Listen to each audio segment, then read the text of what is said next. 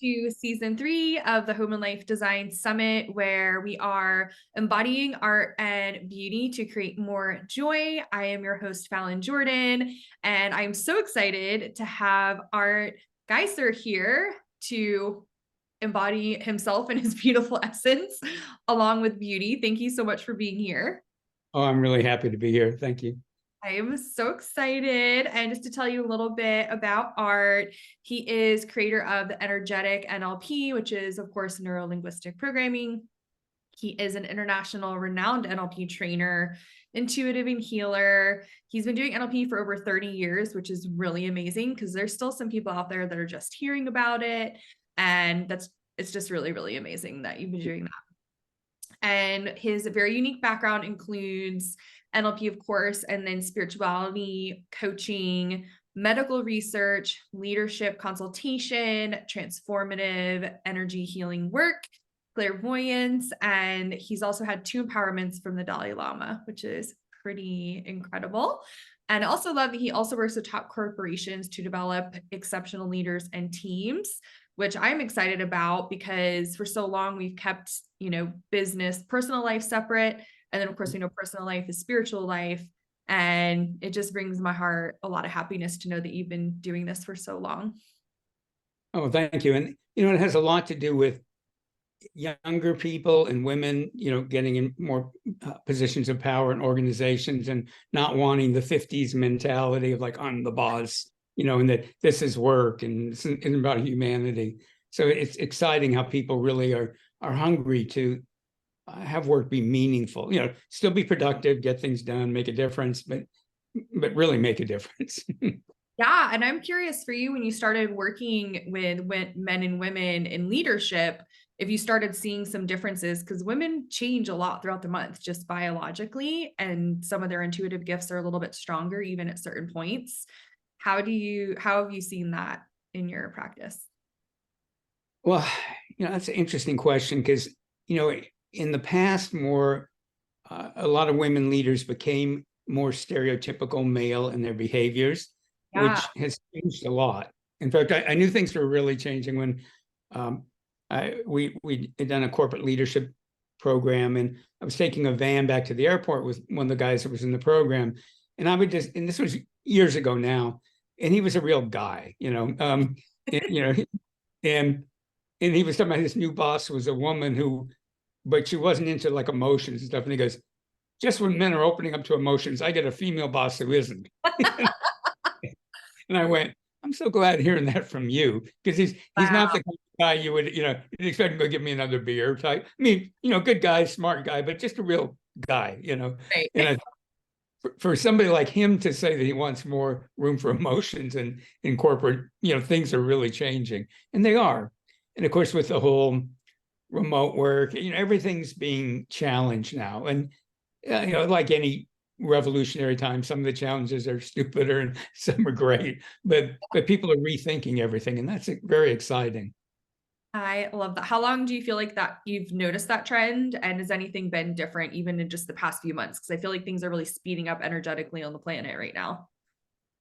Yeah, I mean, everything's changing. I haven't, I've been working with some politicians lately, and just a little bit with corporate people over the last few months. I can't really speak to that directly, other than yes, everything's changing, and of course that creates wonderful opportunities and chaos and anxiety and all everything that comes with times where there's great rethinking.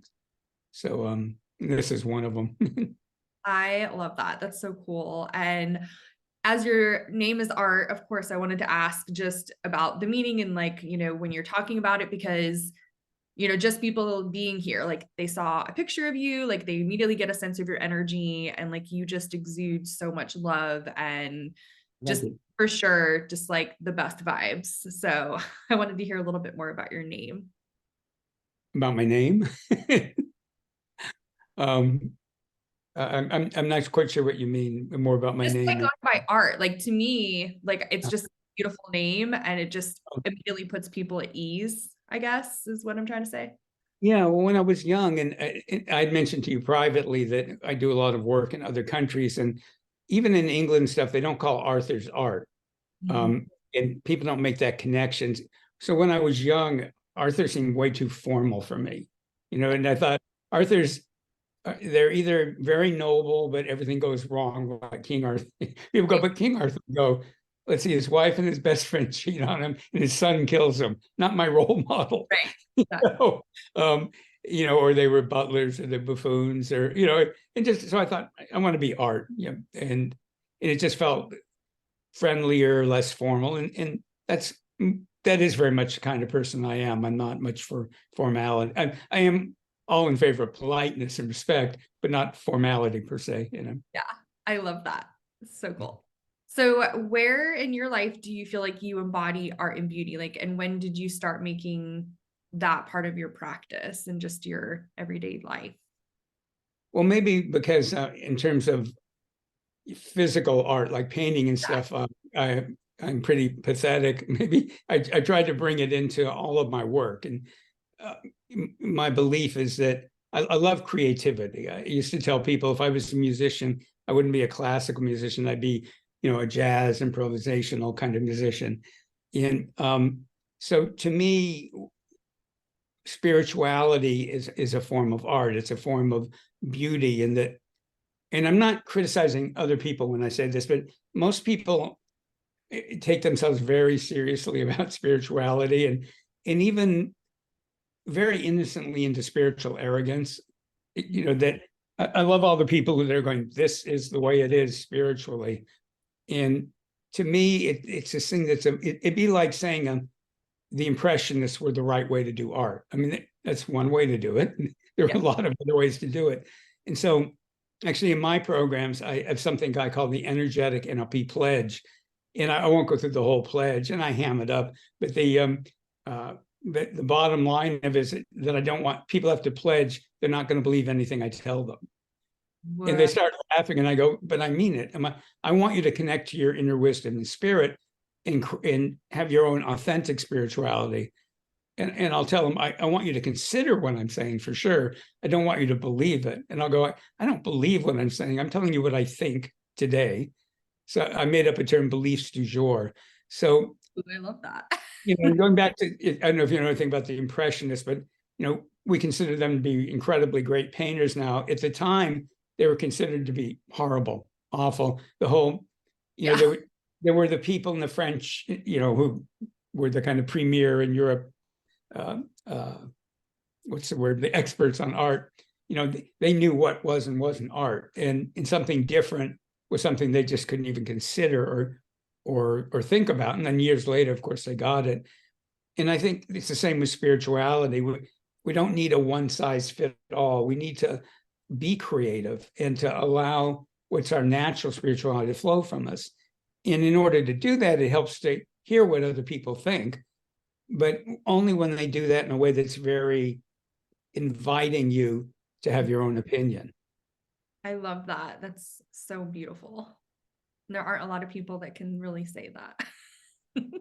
No, I mean, there's a lot of people doing great work, and I'm not criticizing them, but I hate it when I'm in somebody's workshop and they go, your chakra looks like this, and it has to be this color, and it's got to spin like this, and you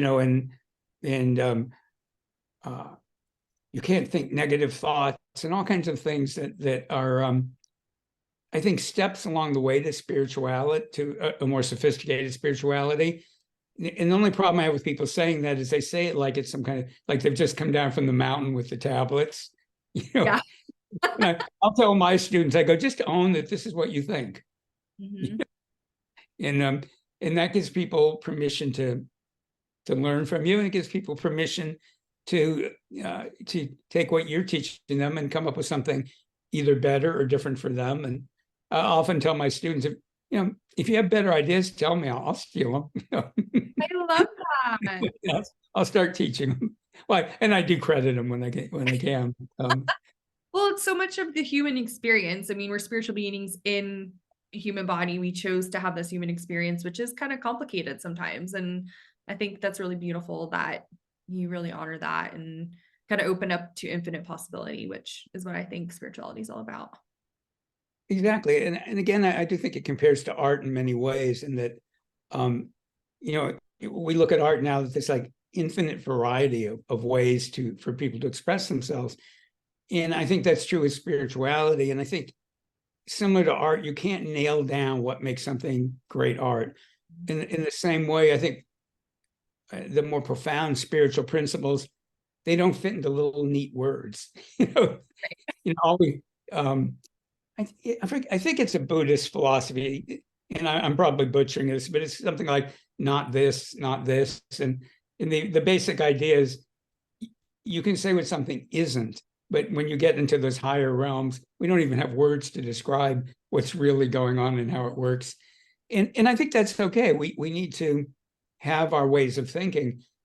To me, as long as you're not married to them, as long as you're willing to let them evolve, then your spirituality skyrockets. But as soon as you make them rigid, then you're in a box. And there's nothing wrong with that. I mean, some people are very happy in a box. I'm not, but some people, some people that's fine. And, they don't tend to come to my workshops. Exactly. Yeah, that's so funny. So doing NLP for 38 years, I mean, has your studies of spirituality and consciousness always been a part of that? Or was there kind of like this point where things started to shift? Well, I had always been interested since I was really little, I was interested in science, and I was interested in the mystical and the powers of the unconscious mind. And Wow.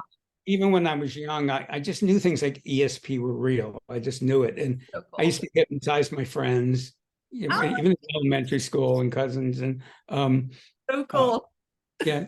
And so I was always attracted to all of those kinds of things.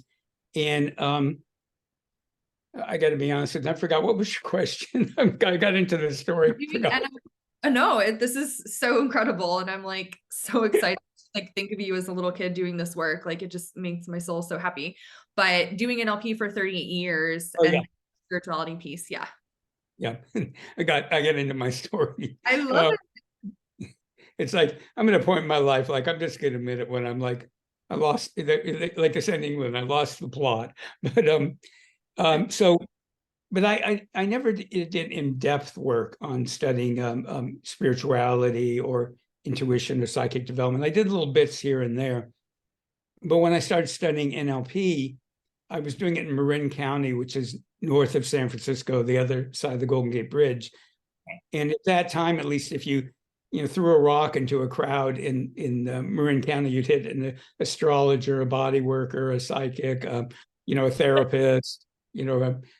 So the people I was studying with, a lot of them knew about healing and energy work and psychic development, and they started teaching me things and introducing me to teachers. So it was a very parallel development for me that started a little earlier with the intuitive psychic material, but pretty much they were developing together.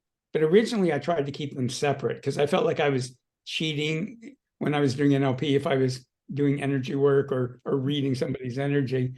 And then people kept going, who made up this rule, Art? It's like you use everything you can use. So I started weaving them together. And then that was the birth of Energetic NLP that brings together the neuro-linguistic programming, spiritual principles, healing and transformative energy work.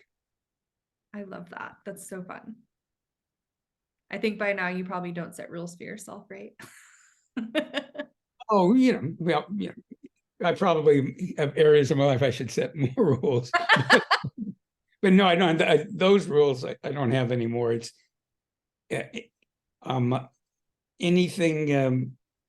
I was telling somebody yesterday, a friend, that I think I was an alchemist in a past life because when I was 4 or 5, and I know I couldn't have been older than 5 because we moved from this house, but I would sneak down in the basement, and any chemicals I could find, I would mix them because I wanted to know what would happen when you mix them.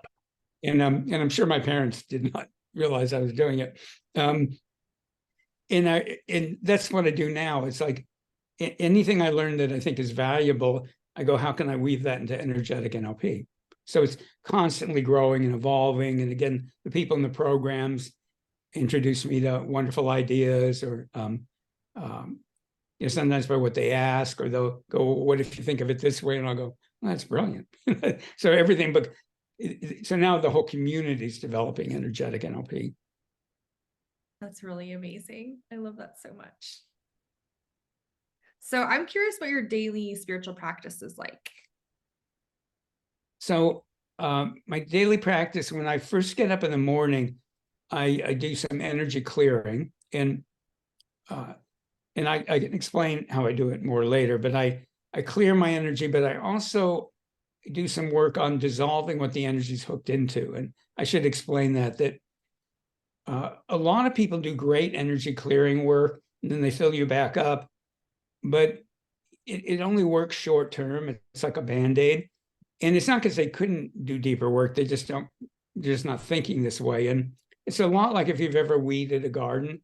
I remember when I was a boy, I'd be weeding, and I grew up in Southern California at a time when everybody had to have perfect lawns, and I mean perfect. And it's all year. So I spent whole childhood weeding. Right. And I remember, at least that's the way I remember it. And I remember my father going, "No, you don't have to get the roots of the weed, but if you don't get the roots, they're just going to grow right back. And 2 weeks from now, you're going to be digging that same weed up. So you might as well get the roots." In the same way, we're all the sovereigns of our energy field. So if somebody's taken some of your energy, or if somebody's energy is stuck in your space, it can only be there because it's hooking into something of yours. Yeah. And that something can be karma, it can be spiritual contracts, it can be unconscious programming, conscious beliefs. So in energetic NLP, we don't just clear energy, we go, what's it hooked into? You could think of it like there's Velcro in us, and energy comes by and it goes, oh, and hooks to it. So we go, how do we get rid of the Velcro so the same energies can't keep hooking into you? And then that way, if somebody's energy is in your space, instead of making them into, oh, they're terrible persons in my space, or whatever people think, you go, well, thank you, and I'm going to use that to find the Velcro. And when I do that, not only do I get to clear their energy, but it opens up more possibilities in our lives. So in the morning, I clear my energy, I clear some of the Velcro, the karma, unconscious programming, energetic programming, ancestral programming. I fill up with my essence and supportive energies, ground, and imagine the day going well. Not necessarily in depth, but at least quickly doing that. And that's my morning routine. And then my evening routine is pretty much the same thing, because if you don't clear your energy before you go to sleep, that energy is bouncing around and affects your dreams and your quality of sleep and your rest. So, and then during the day, as I often will rapidly do all of that. And the kinds of things I'm describing, you can do them in 5 minutes. You can do them in half an hour if you want to be really thorough. But if you have a couple minutes, you can do it in 2 to 5 minutes. And that's what I teach people to do. So morning, evening, you can do it in the day. Like, let's say you have a big meeting or a presentation coming up or a class, you can do it then. You can do it after you've interacted with somebody who's dealing with challenging emotions that you don't want to take on. Particularly people that would be attracted to your work are going to be very empathetic. Yeah. So, and it's why a lot of healers are so unhealthy. Is they don't clear their own energy. They don't clear other people's energy out of their energy and fill back up, and they don't retrieve their energy back from other people, which is the part I left out, because we leave our energy in other people's energy fields too. So it's a matter of clearing their energy out and retrieving ours back. I love that. And I want to be clear, in energetic NLP, we don't talk about positive and negative energies. We just go, the energies are either yours or they're not. If they're not yours, they're helpful or they're not. And the reason for that is, as soon as you go, you think, oh, somebody left negative energy in my space, you get into resistance. And we all know what you resist persists, which is very true energetically. And so it tends to make things worse. But if you just go, not my energy and not helpful, you can stay in a more neutral place. And then your energy works way more powerful. And most of the time, the energies from other people that aren't helpful for us, it's not like they were intending anything negative. Right. If they're upset about something and we absorb it, you know, it's not necessarily negative energy, but it's not mine, not helpful. The other energies we clear are energies that are yours, but ones that don't belong in present time. So like old, painful, emotional energies that you want the learnings, but you don't want the trauma and the pain anymore. Yeah. So those are, and just so everybody knows it, for most of those energies, it's really easy to clear them. Occasionally there's some things that you might need some help with, but most of them clear quite easily if you know just a few simple processes. That's incredible. That's really amazing. I mean, to me, the funniest thing about all of this is energy work and clairvoyance and all this. It's fundamentally easy because it's their natural human abilities. Mm-hmm. And it's more a matter of clearing the blocks that we have to doing it and then allowing the abilities to blossom. But they're so much easier than people think. And when I teach people, that's one of the first things I have to kind of get through them. It's like, let's make this easy. You're making it way too hard. Yeah. Which is the way I was originally. I mean, I thought, oh, you have to go meditate in a cave for 20 years and, you know, Right. be very serious and only eat certain things. And no, these are natural human abilities. Yeah, we're here to have fun and, you know, play and create things and laugh. Yeah. Just all of those things that are really part of the human experience. But in order to, like you said, get through those blocks, like we have to just do a few things every day that don't take that long. Yeah. And one of the goals in energetic NLP is to make spiritual joy more the foundation of your being. And that doesn't mean that you're happy all the time. So if you think of somebody like the Dalai Lama, I mean, he basically has a terrible life. I mean, he can't go to Tibet. The culture is being destroyed, you know, and he does things to help refugees and stuff, but he really can't do much of anything to help the major problems there. But he writes books on happiness. He giggles all the time, and it's not because he's ignoring things, but he recognizes. I mean, I can't speak for the Dalai Lama, but my interpretation is that he recognizes that spiritual joy is different than what's going on in your life right now. Exactly. And so Yeah. you can have that foundation in spite of things going on without suppressing or denying what's going on. And in fact, it makes you, well, in the last 10 years or so, you know, some people very close to me have died. And it allows you to fully experience your grief without being afraid of grief. Right. Because you know that you're solid underneath it. And I remember people were trying to like help me with my grief, and I'm going, I'm fine with my grief. I'm, you know, people I love have died. I miss them. You know, it's like, you know, it's like that's called being the human being. You know, I'm not trying to not experience that because my foundation's solid.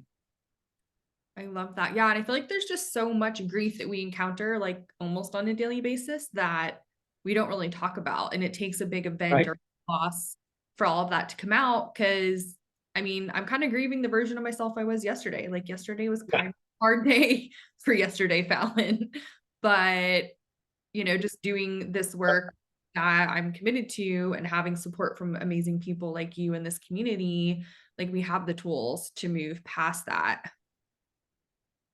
And I really like the way you said that. And yeah, I mean, you know, if grief is honoring and letting go of what used to be, you know, unless you die very young, you're going to have a lot of it through your life. You know, friends, but just like I say, just even grieving the way we were in different ways.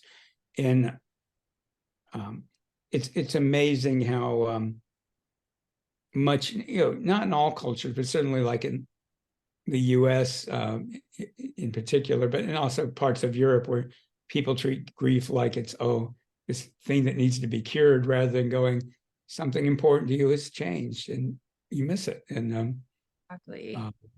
and that's got a sweetness to it even, you know. Yeah. Well, I'm sure you see that in your work with, you know, I want to say like regular clients, but then like with your corporate clients, I mean, especially if I'm assuming you do a lot of work of getting them from their zone of excellence to their zone of genius and like kind Mhm. of taking that jump. And there's a lot of grief work that you have to do with that. Well, in the rate of change in a lot of organizations, people are, they can be really happy, and then all of a sudden the company's bought, the company's merged, they get new management, they change. I mean, recently, you probably know, Walt Disney and the governor of Florida. I mean, not Walt Disney, but the Disney Corporation, are having this weird thing with the governor of Florida. And I mean, it's amazing to me that the governor would do that. But anyways, so they'd already moved 2,000 employees to Florida, and they canceled those plans, and these people are going to have to come back, and they're going to pay. They Wow. paid for them. They'll pay for them to come back. But imagine these poor people, like they've uprooted their lives. They said goodbye to everybody. They moved to Florida, and now it's like, oh, we changed our minds. Got to come back. That is crazy. But it's not because anybody's bad or wrong. It's Right. things. We're in this rapidly changing world, or all the businesses, with the change of remote work, is affecting everything from restaurants to clubs to supermarkets to huge office buildings that aren't full anymore. I mean, it's changing everything. And the rate of, and now with AI, I mean, the rate of change is like, we have to get comfortable with change. We don't have any choice. Well, we do have a choice. We can be miserable, Right. or we can go, okay, some of the change is really great, and some of it's the funny thing to me is my work is almost all about change with people, Right. and and but I'll notice where in my life, like, what, that's changing. It's like, but I liked it the way it was. Totally. I have a little mantra. I'm like, okay, change is happening. Change is an upgrade. Upgrades are better. Like I just kind of like go through that in my head. That's But good. yeah, whatever works. Because we're meant to change. We're meant to evolve. And like, like you said, doesn't necessarily have to be positive and negative emotions, but we still have experiences that are very wonderful to have and some that are not so wonderful to have. But doing that energy work to clear it. And I love also how you said earlier too, I wanted to touch on the dissolving part. And that was like full body goosebumps. Like that word has come in so much for me the last couple of days. Oh, And people have been saying it in all different types of areas. And I'm like, that's the word. Like that's the piece that I know I was missing in my energy work. So I'm so grateful that you said that. well, it's funny too, because I'm gonna, well, I might as well mention it now. I have a free masterclass of videos that I give away, and I've called it Blockbuster. And people can get it by going to blockbuster7.com, and you get 4 videos over 4 days that will teach people to do the whole routines I talked about earlier. Yeah. And once people know how to do it, they can do it quickly, or they can use the videos to help them. But I kind of laugh because I don't really think of it as busting blocks, but um, but one of the things you have to decide sometimes: are you going to name something in a way that people can relate to, or are you going to say it in a way that most people won't relate to until after they listen to it? Yeah, So the world of marketing 101.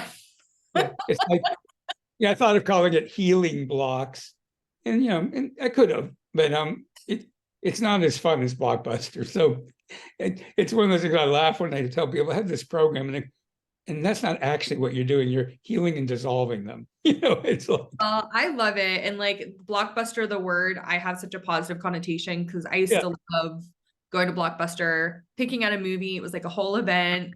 And, kids nowadays don't have any idea what that is. I know. I, for Father's Day, I put up a picture on my Facebook of like when I was like some kind of, I guess more, I guess I was still an infant. I mean, I think I'm Oh, definitely one, and my brother and my dad. And somebody laughed because in the background you can see a rotary phone and this really old-fashioned radio. love you know, it.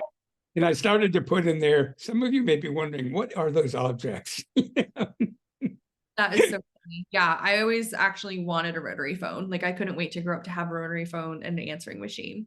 And here we are. I I love it. remember.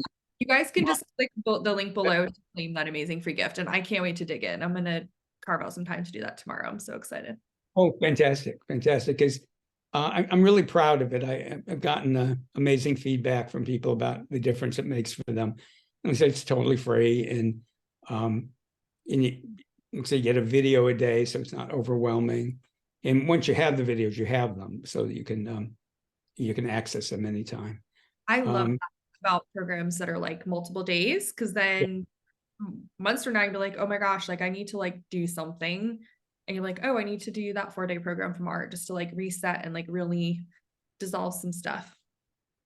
And that's really, it's designed to be used that way. So I'm glad you're saying that. And also even just psychologically, for some people, they'll see they've got the video too, and they'll think, oh, I better watch video one, because we're all busy. And, Right.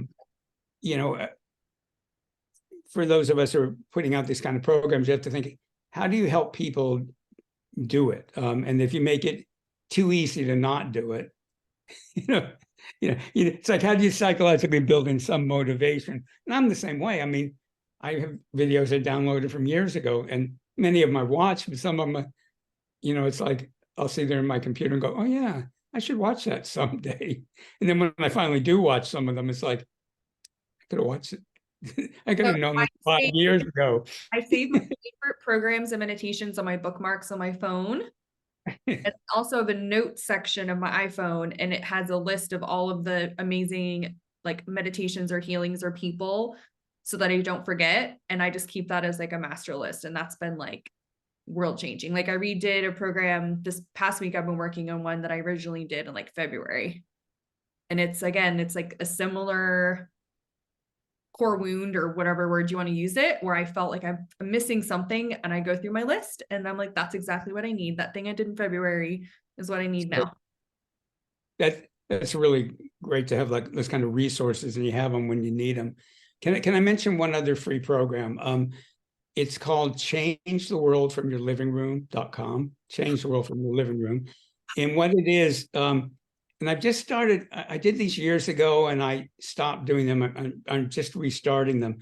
And what they are is they're world meditations, but everybody gets a personal healing at the end. And the reason I do that is the kind of old way of thinking was, when you're doing good in the world, you shouldn't benefit at all. And, and it's not like a real act of charity unless you don't get any benefit and stuff. And I think that's very old age thinking. And Yeah. I mean, of course, it's important to be able to sacrifice at times, but we don't have to glorify sacrifice. Right. I tell people, if Mother Teresa had figured out how to make money feeding the poor, she could have franchised McTeresas all over the world feeding the poor. So I mean, it's not a bad thing if people benefit, if they're doing good.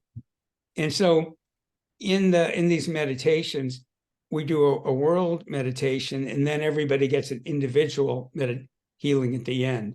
And he says modestly, it's a very powerful healing. And I mean, I've gotten hundreds and hundreds of messages from people about how significant it's been for them. And the world meditation part is different too than most, because it's not a peace meditation per se.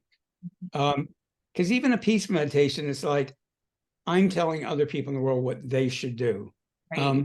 So what we do in the meditation for ourselves and for others, the goal is to connect more with your own spirit and your own deep inner human wisdom, and to bring that more into your decisions and actions. When your spirit and your deep wisdom come together, it forms something we call your miraculous self, different than the high self. It's the spirit and your inner wisdom working together. So you have the vast perspective of your spirit and the very practical perspective of your deep inner human wisdom. And the goal of these meditations is that on an inner level, because obviously people don't know we're doing it consciously, but on the inner level, anybody in the world who wants more guidance from their spirit and their inner wisdom, we help connect them to that. And so the belief is they will then naturally make decisions that are better for them, better for the people they care about, better for their own countries, better for the world, because they're being guided by their spirit and their inner wisdom. So we're not telling them what to do. we're enabling them to connect to their own guidance. And then as part of that, we're all connecting to our own guidance, and then everybody gets a healing. And all of that takes 45 minutes. If people go to changetheworldfromyourlivingroom.com and sign up, whether or not they can make the next session, they'll be on the mailing list. And I'm going to try, I'm not promising this, but I'm going to try to be doing them every Sunday for the rest of the year.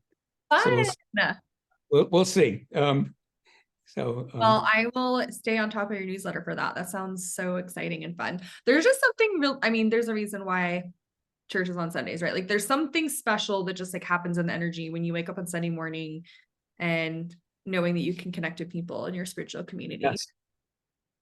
And you can be in your PJs, you can relax, you can, and in fact, some of them, what I'm going to do is I'll record a video and I'll actually be there meditating, but I'm going to tell people you're watching and recording me so that I can be relaxed too and run the energy.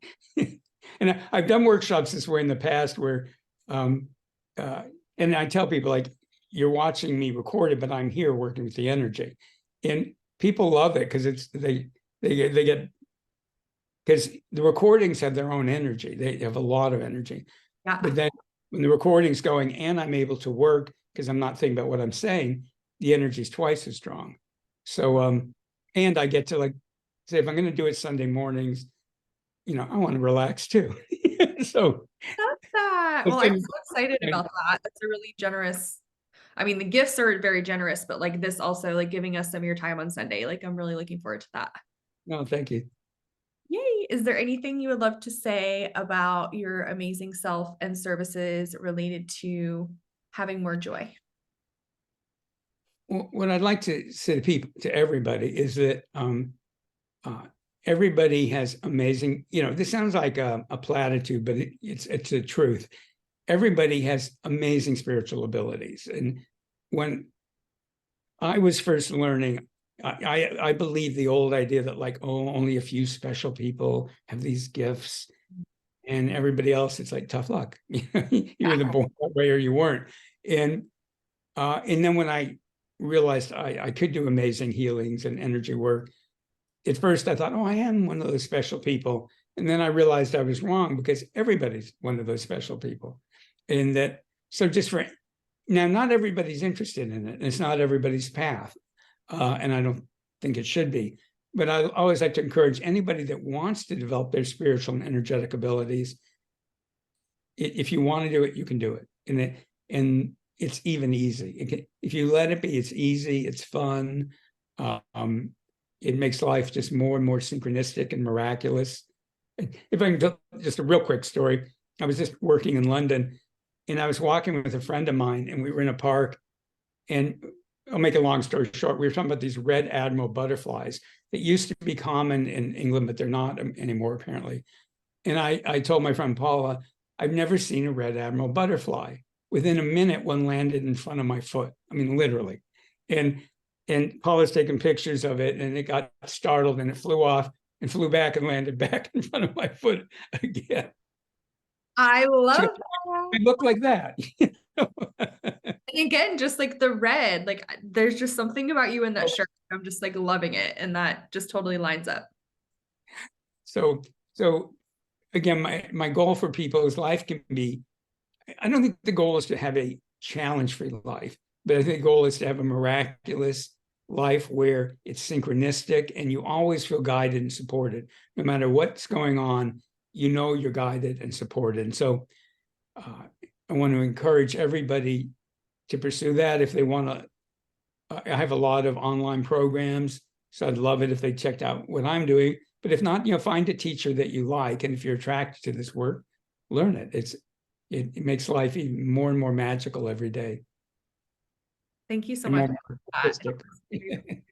And I'm just so excited for all the work you're doing and more people to get into your world because it's a beautiful place. Thank you so much. And thank you for doing this summit and the wonderful work you're doing in the world. And there's just a beautiful energy you have around this summit. And that's really great. I feel really honored that I get to have these amazing conversations with amazing people.